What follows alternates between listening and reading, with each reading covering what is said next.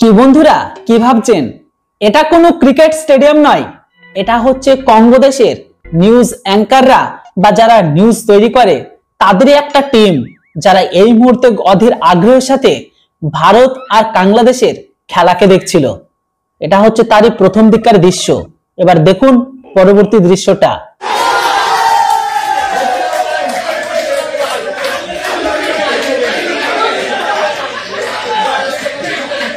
আর এই যে পরবর্তী দৃশ্যটা দেখলেন, এটা হচ্ছে হামজা যখন ভারতের দেওয়া গোলকে সেভ করে বাংলাদেশকে উইন করেছিল।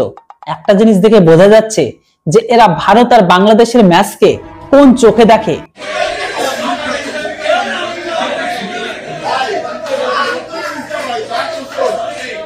প্রথমে বাংলাদেশের ইসলাম প্রোডাক্ট গ্রহণকারী নারীদের কথাগুলো তো আগে শুনে নিন। ভালো জিনিস হচ্ছে ইন্ডিয়ার সাথে, যেহেতু ইন্ডিয়ার সাথে সবসময় আমাদের একটা প্রতিদ্বন্দ্বিতা আছে। কেন? ইন্ডিয়ার সাথে জিতবে, আমাদের র্যাঙ্কিং হয়তো বা বেড়ে যাবে, কিন্তু আমি জানি না কোয়ালিফাইড হবে কিনা, বাট দোয়া করছি ইনশাআল্লাহ যেন জিতে। আরে বাহ, তাহলে তো এটা আমাদের জন্য আনন্দের সংবাদ। কি বল, আসলে ইন্ডিয়া কার কাছে হারছে? এই যে 22,000 দর্শকের কাছে নাকি আপনার কার কাছে? এর অ্যানসার আলাদা করে আমি আপনাদের কি বলবো। এই কথাটা বঙ্গদেশের কঙ্গোবাসী ক্রিকেট সমর্থনকারী এক ভাইয়ের কাছে থেকে শুনে নিন, দেখুন উনি কি বলে। ভারতের সাথে ম্যাচটা আমরা শুধু এই জায়গাতেই জিতে গেছি। আমাদের গোলকিপারটা যখন খানিকটা উপরের দিকে উঠেছিল তখন কিন্তু ভারত ইজিলি সুযোগ পেয়েছিল গোলটা করে দেওয়ার। এটা হামজা চৌধুরী দেখার সাথে সাথে উনি দৌড়ে গিয়ে যে সেভটা দিয়েছেন, আসলে এই ব্যাপারে যা বলবো তাই কম হয়ে যাবে। এই হামজা চৌধুরীকে স্ট্রাইকার কিংবা মিডফিল্ডার কিছুই বলা যাবে না, তাকে বলা উচিত বাংলাদেশের এক নায়ক, allrounder. No doubt Hamza Chowdhury সত্যি একজন অসাধারণ প্লেয়ার, এখানে কোনো সন্দেহ নেই। তবে বর্তমান সময়ে যে বাজার এতক্ষণ পর্যন্ত কনফিউশনে ছিল যে ম্যাচটা কার জন্য জিতেছে, সেটা আশা করি ক্লিয়ার। এবার আপনাদের একটু হালকা করে হামজা চৌধুরী সম্পর্কে বলে দিই।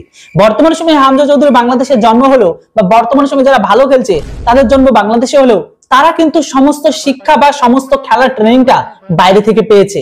এদের কিন্তু বাংলাদেশের সাথে কিন্তু কোনো যোগসূত্র নেই, জন্মসূত্র ছাড়া।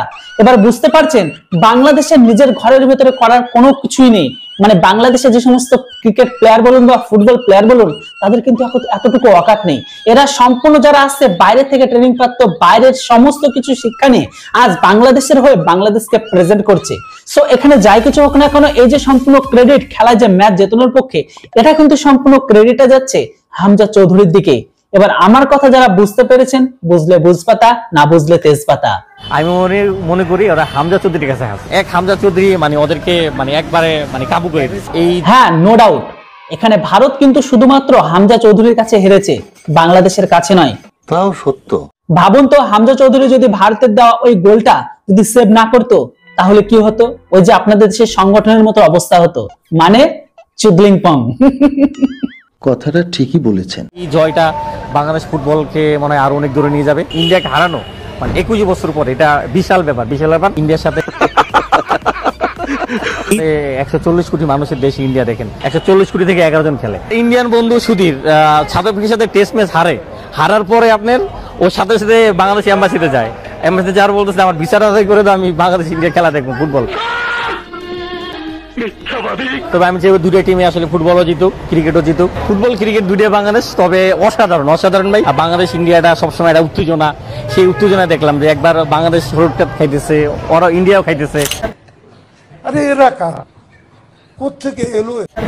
এই যে হামজা চৌধুরী আসলে মানে আমরা দেখেছি অনেক বড় খেলোয়াড়, কিন্তু মন মানসিকতা যদি বড় না হয়, ভালো মানুষ না হয়, তাহলে আসলে আমার মনে হয় বড় খেলোয়াড় হওয়া অনেক টাফ। তাই ভাই, আপনারা যতই বড় বড় বাতালেবাজি মারেন না কেন, একটা কথা মনে রাখবেন, আপনারা কিন্তু গোলে কোনো ম্যাচ জেতেননি বা গোল দিয়ে কোনো ম্যাচে জয়ী হননি। আপনারা হয়েছেন হামজার গোল সেভে। আর এই কথাটা শুধু আমি বলবো না, আপনাদের দেশের অলমোস্ট ক্রিকেট ভক্ত বা ফুটবল ভক্ত প্রেমিকরা তারা নিজেরাই বলছে। কি বিশ্বাস হচ্ছে না? এই দেখুন ভিডিও ক্লিপটা। আমরা ম্যাচ তো গোলে জিতি না, জিতছি তো হামজার ওই সেভে। হামজার এক সেভে ম্যাচ উইন। ভাই খুব ভালো লাগলো ম্যাচটা দেখে, খুবই ভালো লাগলো, বিশেষ করে হামজা চৌধুরীর খেলা। বাংলাদেশ ভাই, বাংলাদেশ। জালিম, ইতিহাসে একদিন দেখবা তোমাদের নাম সূর্য সন্তান হিসেবে লেখা থাকবে। আসলে ম্যাচটা আমরা এই জায়গাতেই জিতে গেছি। হামজা চৌধুরীর এই সেভটা, যখন মিতুল মার্মা গোলকি হিসেবে উপরে উঠে গেছিল খানিক ওই সাইডে, উঠে যাওয়ার পরে যে মিসটা করছিল তাদের বিপক্ষ টিমের মানে ইন্ডিয়ার টিমের প্লেয়াররা যে বলটা পাইছিল সেটা কিন্তু একেবারে ইজিলি গোলে দেওয়া যাইতো, কিন্তু আমাদের হামজা চৌধুরী তাদের পায়ে বলটা দেখার সাথে সাথে ডিবক্সের মধ্যে চলে আসলো, গোলকির বারের সামনে চলে আসলো এবং হেড করে যে সেভটা করলো।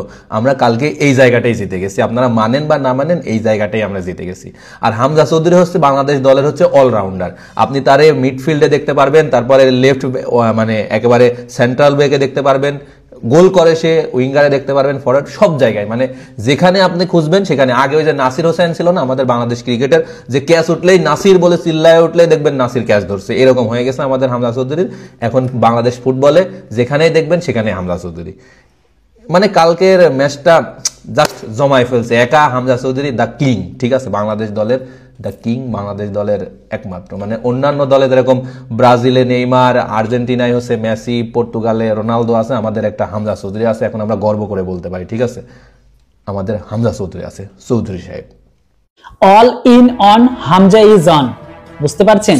বর্তমান সময়ে হামজা একাই বাংলাদেশের ম্যাচটাকে বের করে দিয়েছে, তবে গোল দিয়ে নয়, একটা গোলকে সেভ করে। যদি সম্পূর্ণ ক্রেডিটটাই হামজার উপর যায় আর বাকি যতটুকু বেঁচে থাকে সেটা বাংলাদেশের দিকে, কেননা বাংলাদেশকে প্রেজেন্ট করেছে হামজা। সো এখানে বাংলাদেশিদের কোনো কিছু নেই। বর্তমান সময়ে হামজা কোথায় থাকে, কি করে, সবটা আপনারা জানেন। যেটাই হোক, ধন্যবাদ জানাই বর্তমান সময়ে হামজাকে প্লাস বাংলাদেশকে।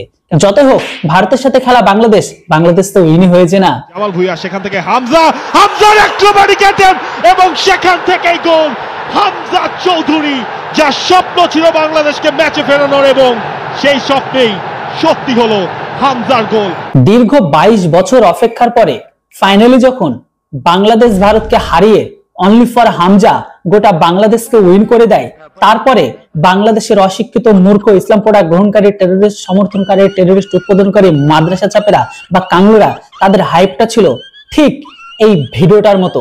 ইন্ডিয়াকে চোদার জন্য কোনো উদাহরণ লাগে না, কোনো সংখ্যা লাগে না ভাই, যেখানে পা সেখানে চোদো, আমরা ইন্ডিয়া চুদি। কেননা বর্তমান সময়ে বঙ্গদেশের কঙ্গোবাসীরা যেভাবে ভারতকে তারা প্রেজেন্ট করেছে আর ভারতের হারাতে যেভাবে ভারতের নাম নিয়ে বিদ্রুপ মন্তব্য করেছে, এটা সত্যি অতীব জঘন্য। তবে যেটাই হোক, ওইটা ওয়াজ, কেননা এর রিপ্লে কঠিন ভাবে দেওয়া হবে। যত হোক, 22 বছর পর তারা একটা মনে হয় ম্যাচকে জিতেছে, এদের আনন্দ করা অবশ্যই জায়েজ আছে, কেননা এখনো পর্যন্ত এদের আল্লাহ না তাকিয়েছিল, না আল্লাহ এদের পাশে ছিল। আর মায়ের দর কথা কি আর বলবো।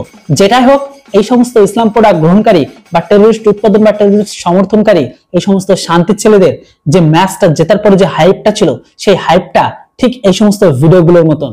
জাস্ট একবার ভিডিওগুলো দেখুন।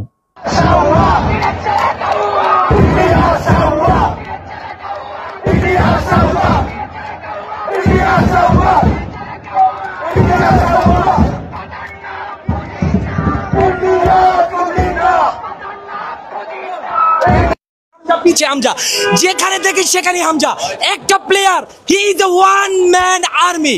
আর আজকে নিজের দেশে ভারতের মতো একটা দেশকে ভূপায়িত করার মতো আনন্দ আর কিছু হতে পারে না।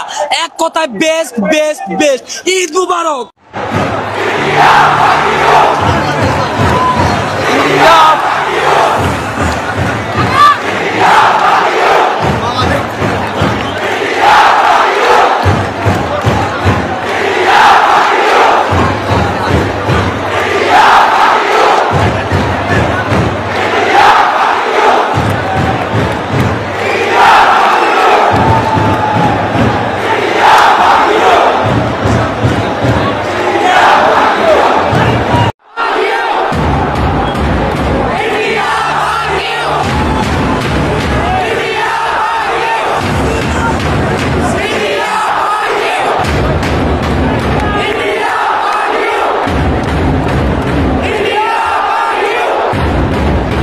যেটা বন্ধুরা, বাংলাদেশিদের ইন্ডিয়া ফাকির ওয়ার্ডের যে মিনিংটা, সেটা খুব ভালোভাবে বাংলাদেশিদের বুঝিয়ে দেওয়া হবে খুব তাড়াতাড়ি। তবে এদের এমন ভাবে বোঝানো হবে পাকিস্তানের অবৈধ সন্তান আর পাকিস্তানিদের যেন গাঁড় জ্বলে যায়, তবে খুব তাড়াতাড়ি হতে চলেছে। যেটাই হোক, যাই হোক, আবারও বলি যে আজকের ভিডিওটি বানানো হয়েছে অনলি ফর এন্টারটেইনমেন্ট পারপাসের জন্য।